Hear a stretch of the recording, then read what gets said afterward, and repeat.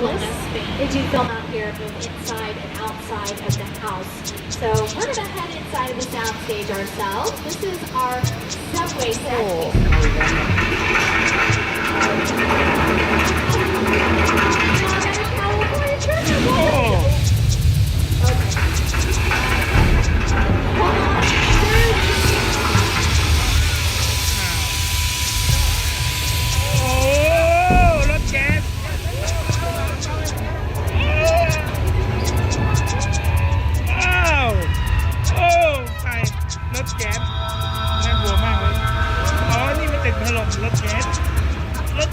รถก็สั่น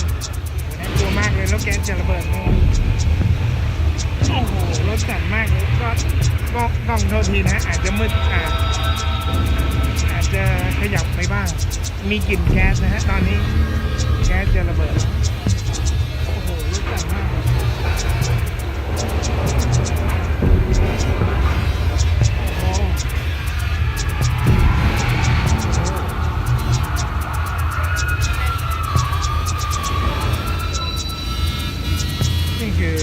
เราอยู่ในรถไฟใต้ดินนะฮะแล้วรถตึกแผ่นดินไหวดูน้ำมันมา